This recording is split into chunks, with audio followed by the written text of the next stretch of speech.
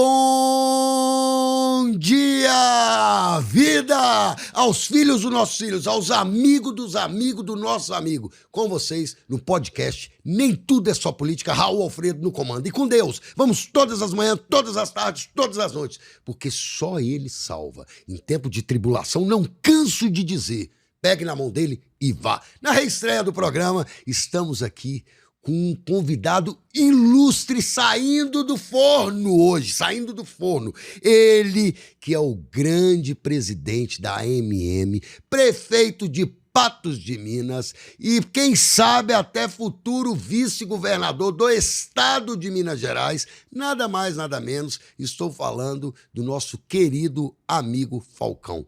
Muito bom dia, Falcão. E, primeiramente, gostaria de agradecer você de estar aqui comigo hoje no Nem Tudo é Só Política. E mais, agradecer também porque eu sei dos seus compromissos, agenda pesada. Não vou ficar aqui me estendendo, porque eu falo muito, sabe, Falcão? E aqui é diferente de tudo. Nós vamos ter uma briga aqui, porque eu também falo muito. Mas aqui é diferente de tudo, meu amigo. Aqui é como se você estivesse em um bar. Numa conversa de sala ou numa conversa de mesa, de boteco, aqui é totalmente diferente. Não tem que ficar, ai, que é isso? Vou ver o que eu vou falar. Não, fale rasgado, fala o que você pensa. Então eu tô na minha praia. Exatamente. Muito bom dia. E primeiramente, ô Falcão, eu gostaria que você se apresentasse como você estiver à vontade aí apresentar no nosso podcast. Beleza, meu querido. Obrigado, viu, pelo convite, pela oportunidade de estar aqui. Para mim é um orgulho ser prefeito da minha cidade, reeleito, vir para Belo Horizonte representando a minha cidade, né, ter espaço aqui com vocês, né, que é muito bacana esse espaço aqui. E, cara, eu sou mais um brasileiro, mais um mineiro que... Conte um pouco sua infância aí, Falcão. Insatisfeito com a política, acabei resolvendo fazer minha parte do lado de dentro, né? É como se você não tivesse satisfeito com um jogo de futebol, mas ficar do lado de fora do campo ali reclamando, tem que entrar lá para jogar, né? Cara, a minha infância, como a de milhões de brasileiros, né? Eu sou filho, neto, bisneto, tataraneto de patense, Patos de Minas. Mas a minha mãe é do Mato Grosso. E meu pai era aquele cara que não tinha oportunidade, teve que sair de Patos. Meu pai foi fazer colégio agrícola em Brasília.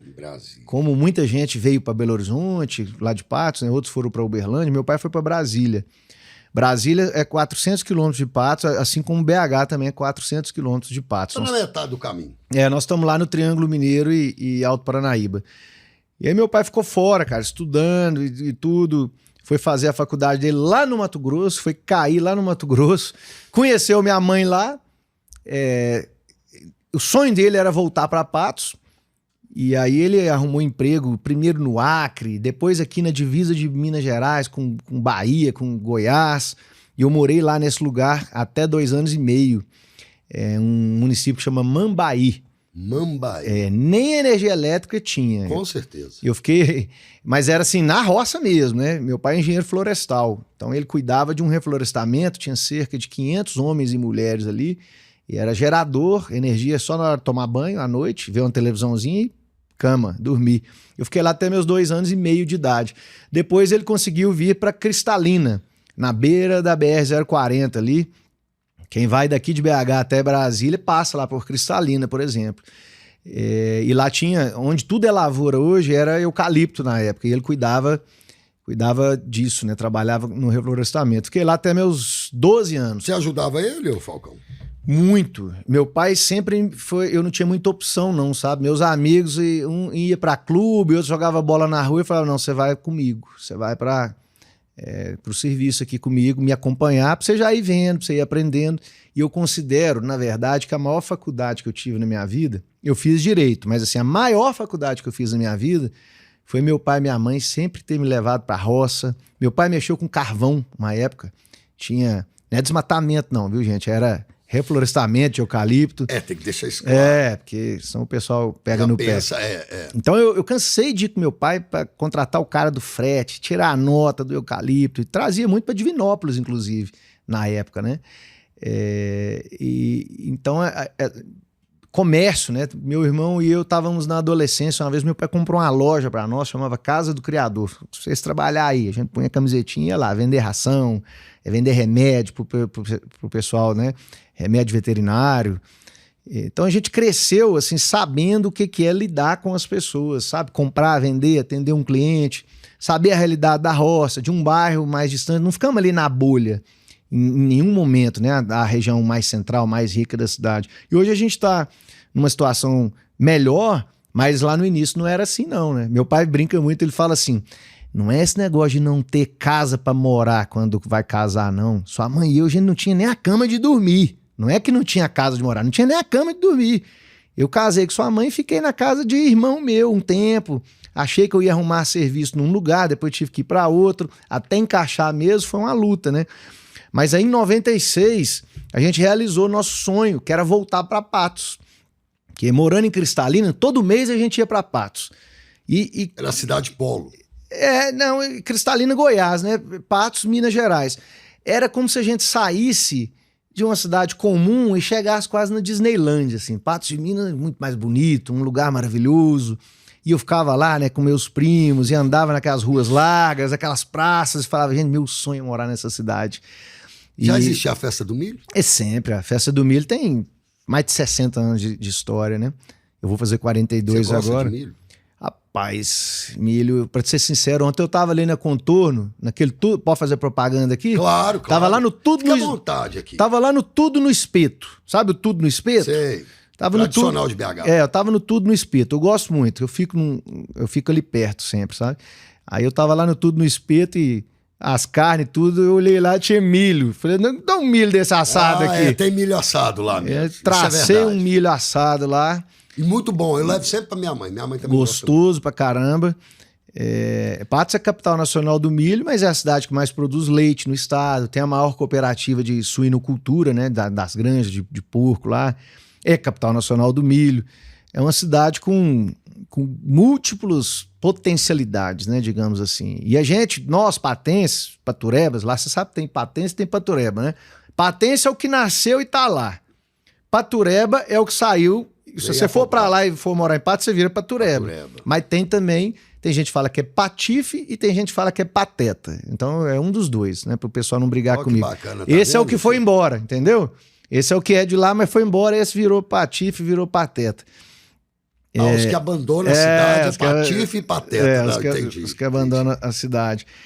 E a gente é muito bairrista, sabe?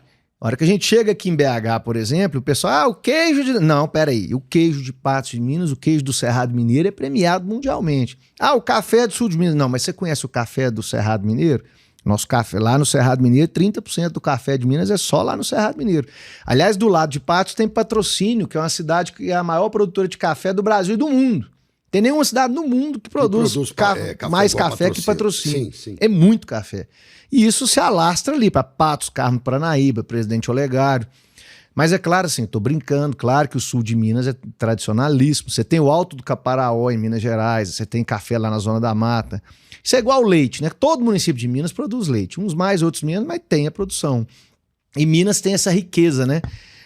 Você tem queijo premiado para tudo quanto é lado, você tem café premiado para tudo quanto é lado, doces. Toda cidade tem um doce, tem uma característica. E comida nem se fala, né? A nossa culinária. E eu, aliás, brinco muito que Minas é tão interessante que você tem um mineiro baiano, você tem um mineiro carioca, você tem um mineiro paulista, um mineiro goiano. Até o frango caipira, você tem o frango caipira com açafrão, com molho amarelo, você tem aquele frango caipira com molho mais vermelho, você tem frango caipira com molho meio pardo, que eu acho meio sem graça. Eu gosto do açafrão, é o amarelo. Frango. E tem um mineiro gaúcho também, tipo eu, assim, que ama o churrasco. Não, isso aí eu acho que é todo mineiro. Né? É verdade, tem um mineiro gaúcho também. E churrasco pra nós você pega um tijolo ali e outro, põe um carvão no meio, põe qualquer grelha e já faz churrasco. Faz churrasco no barco pescando, faz churrasco em casa, faz churrasco em qualquer lugar. Na cachoeira. Esses dias eu levei meus meninos na cachoeira, a gente tava na roça lá, gosto muito de ir pra eu não é fazenda, não, eu falo é roça. Ele foi pra roça, porque eu fui educado desse jeito. Vamos pra roça. A gente foi pra roça esses dias. Eu falei, esses meninos meus tá muito Nutella. Vou levar eles numa cachoeira, no meio do mato, e vou tacar eles lá dentro da água lá. E aí a gente improvisou uma churrasqueira ali no barranco mesmo, depois uma pedra assim, usou o barranco, jogou o carvão, umas pedras, carvão por cima e fizemos lá. Então, churrasco é qualquer lugar. Na obra, cara, você quer uma coisa que o pedreiro mais gosta no mundo, é o dia de pagamento, você falar que vai fazer um churrasco. Ou o dia que enche uma laje, por exemplo. Eu mexo com construção tem muitos anos, sabe? E a turma adora. E churrasco é de qualquer jeito. Você pega lá, improvisa lá na obra lá e faz, né?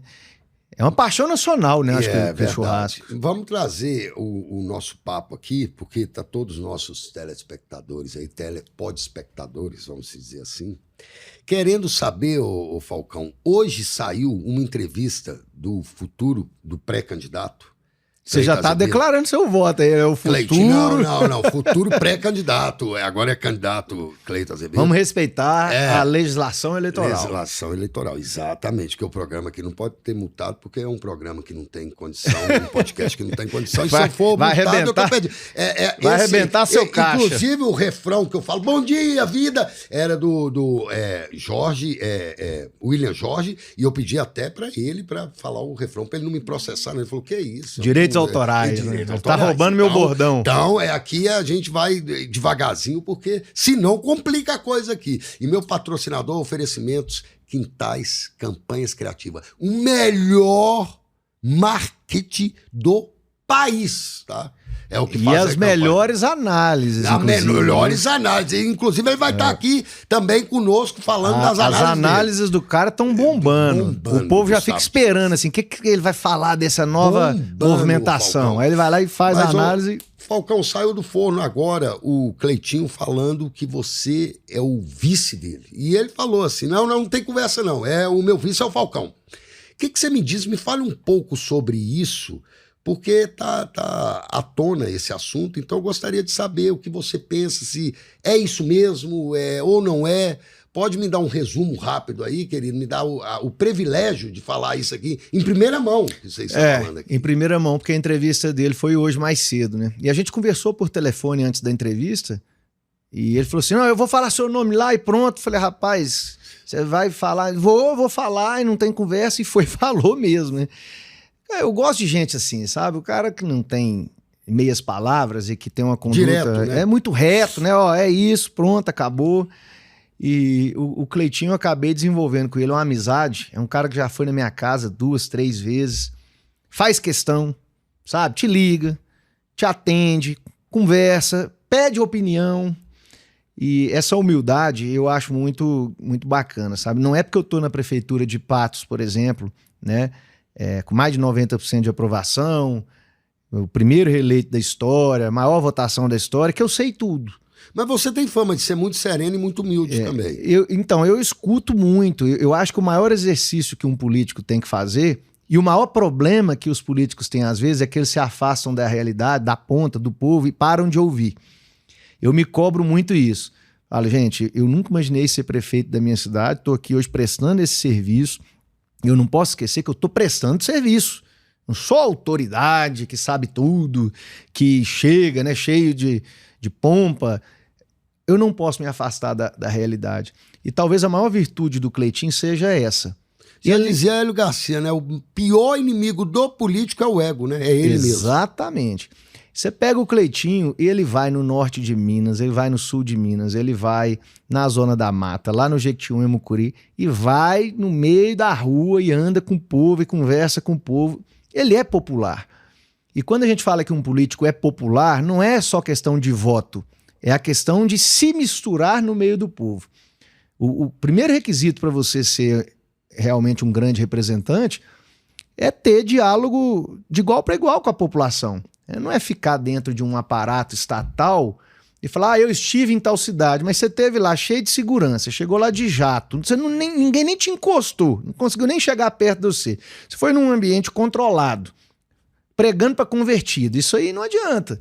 Então o Cleitinho, cara, eu já fui no interior, é muito comum aquele rodeio, né? Faz o rodeio ali, você vai lá pro meio da arena e o político dá ali boa noite, fala com todo mundo, ele vai lá e faz o discurso dele rapidinho e logo ele já sai, já pula pula mesmo, literalmente. Eu fui em Pratinha com ele uma vez, e aquele tanto de político, você vê que ele fica incomodado. Ele fala, cara, esse tanto de deputado aqui, tá, vamos sair daqui, que o povo não quer saber dessa conversa de político, né? Aí a arena tinha um cercado assim, né, com aquele os cabos de aço, ele foi lá, passou no meio daqueles cabos de aço e foi pro meio do povo, lá na arquibancada, e ficou rodando no meio do povo. É ali que ele sabe qual que é a maior prioridade para aquela população de Pratinha, né? Então ele se tornou um amigo, eu sou um admirador do perfil dele e entendo que para uma disputa do governo de Minas, para uma disputa desse tamanho, se para uma prefeitura já é necessário você formar uma grande equipe, você imagina para o governo de Minas.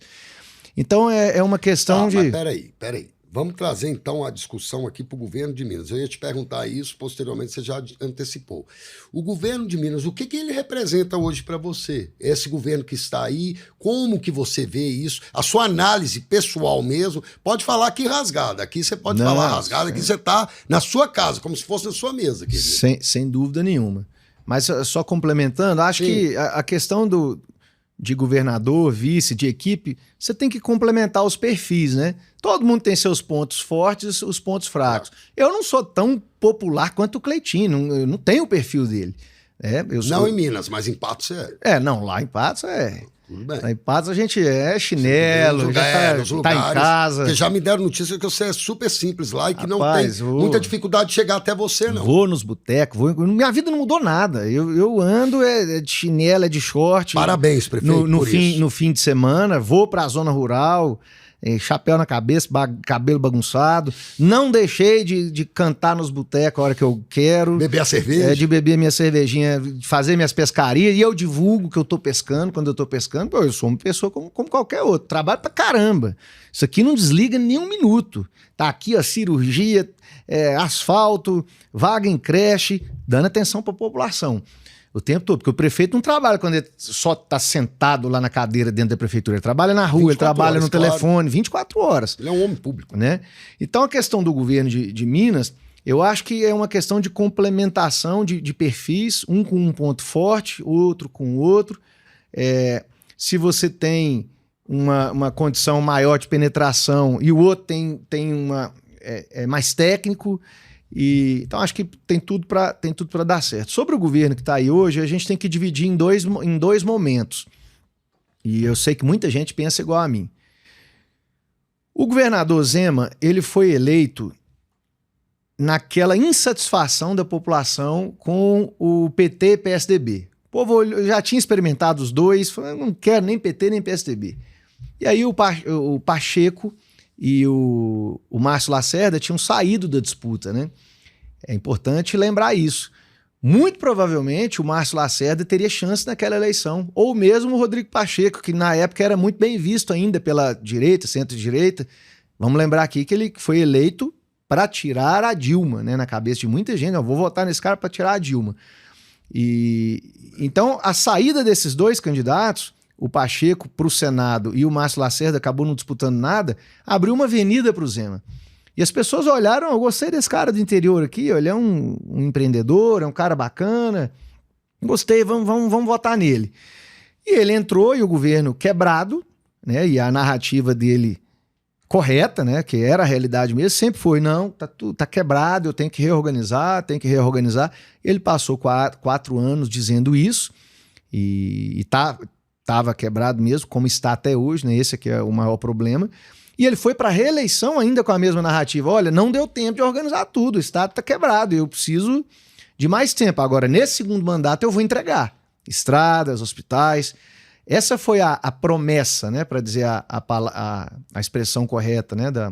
Do popular.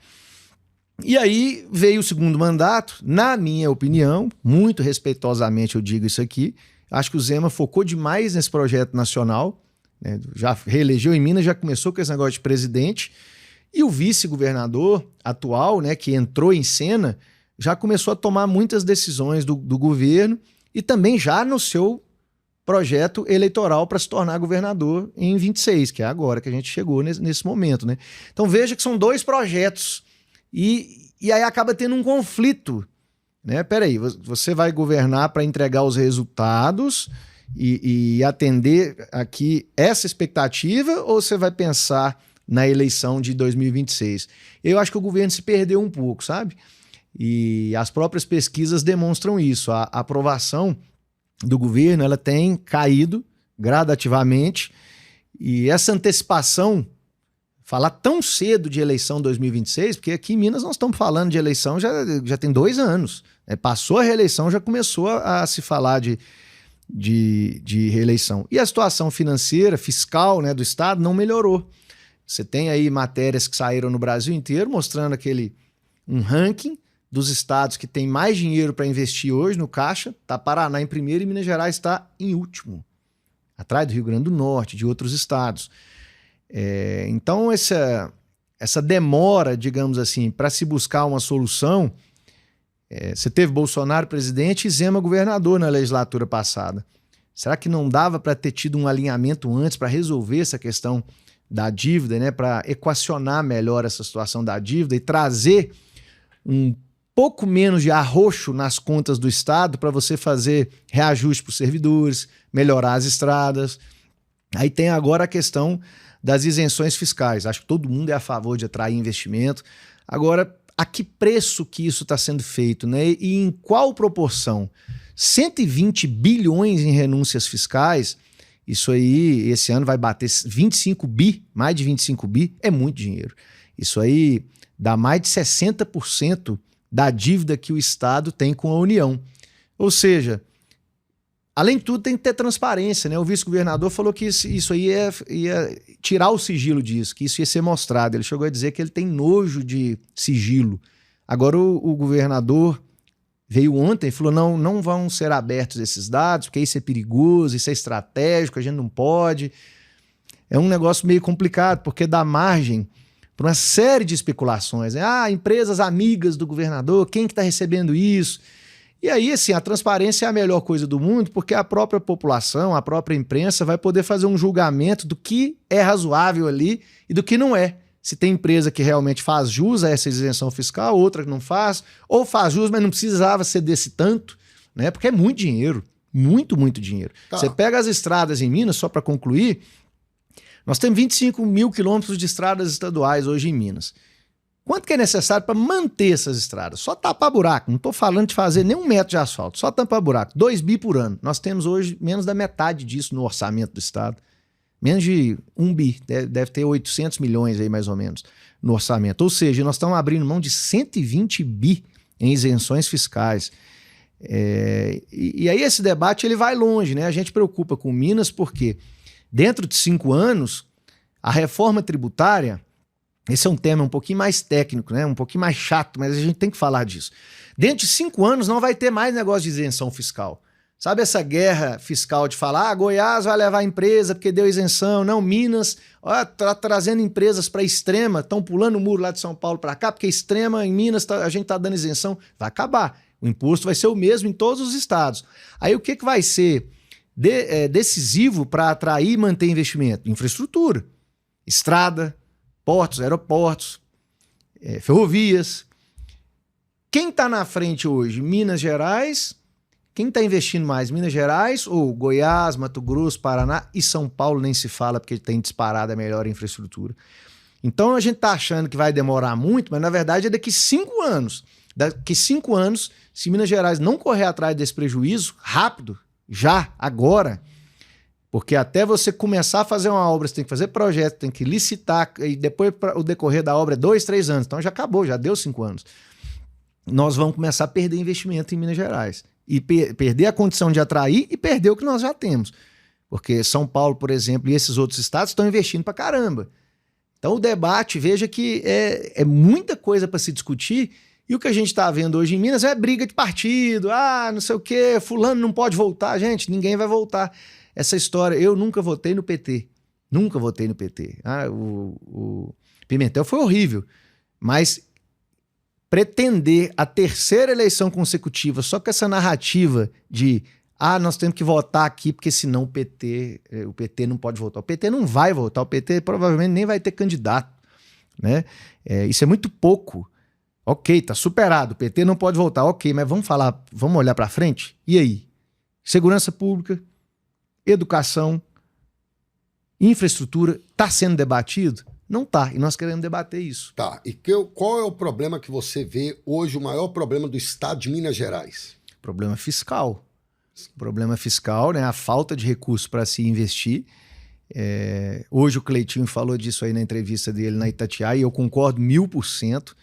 Não dá para ter um governo que não dialoga com o governo federal. Você pode odiar o presidente da República o tanto que for, você pode ser contra, pode ser inimigo, pode ser de outro partido, mas o dever institucional, ou seja, eu como prefeito, numa proporção menor, né? Mas eu como prefeito, eu tenho obrigação de buscar o governo federal e o governo do estado, porque 90% do dinheiro está em Brasília e Belo Horizonte. Não sei se quem está nos assistindo tem uma noção disso, mas olha o absurdo que é o nosso país. De tudo que você, mineiro, brasileiro, paga de imposto na sua cidade, 90% é arrancado de você e levado para Brasília e Belo Horizonte. Quase tudo Brasília, um pouco Belo Horizonte e quase nada no município. Então, como que um prefeito ou mesmo um governador não vai para Brasília dialogar com quem quer que seja que esteja na cadeira de presidente? Para fazer grandes obras em Minas Gerais. Olha, Minas está no centro do país. Olha o tanto que o nosso estado é estratégico do ponto de vista logístico. Então você tem que ter projetos estruturantes junto do governo federal. Olha aqui como que nós vamos duplicar essa rodovia. Como que a gente vai revitalizar uma ferrovia que é sonho de décadas. E isso ele está falando, gente, porque ele passa na pele, porque ele é presidente da AMM, Associação dos Municípios Mineiros, viu, gente? Ele passa na pele isso, além de ser prefeito. Semana passada eu estava no Vale do Jequitinhonha, em Mucuri. Fui lá em Teófilo Otoni e depois em Novo Cruzeiro, reunindo os prefeitos, vereadores da região toda. Sabe qual que é a realidade? Assim, o pessoal tem regiões de Minas que querem que reformem uma estrada que está esburacada. Outras querem que duplica uma estrada que é muito movimentada e que não é duplicada. Mas a realidade é que tem muitas estradas federais e estaduais no nosso estado ainda que estão na terra, que no papel é BR ou é uma MGC tal, mas que é terra, uma estrada de terra. E essa é a realidade do Jequitinhonha e Mucuri. Fala, vocês estão querendo lá investimento na região de vocês para favorecer o produtor rural, tudo muito bom, tudo muito justo. Aqui nós estamos querendo que ligue uma cidade na outra, porque é terra. Nós não temos nem a ligação. Então a nossa região sempre é deixada de lado.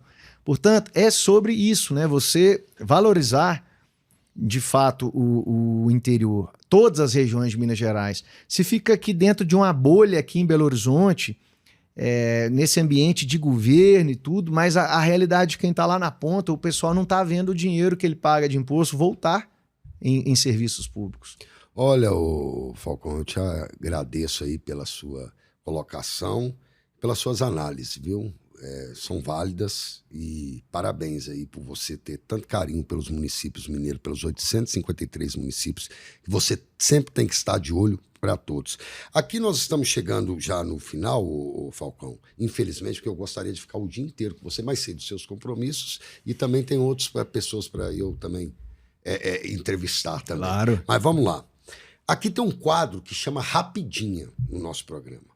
Vamos lá.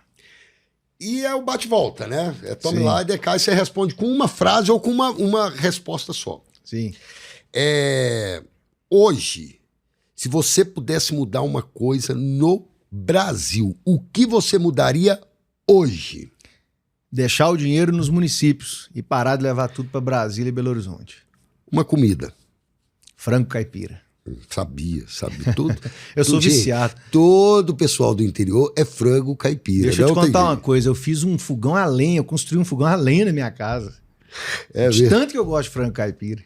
A Lud, minha esposa, sofre, porque aquela fumaceira entra dentro da casa e vai fedendo roupa, vai fedendo sofá.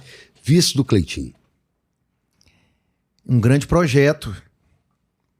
Tudo para dar certo. Político mineiro que te inspira.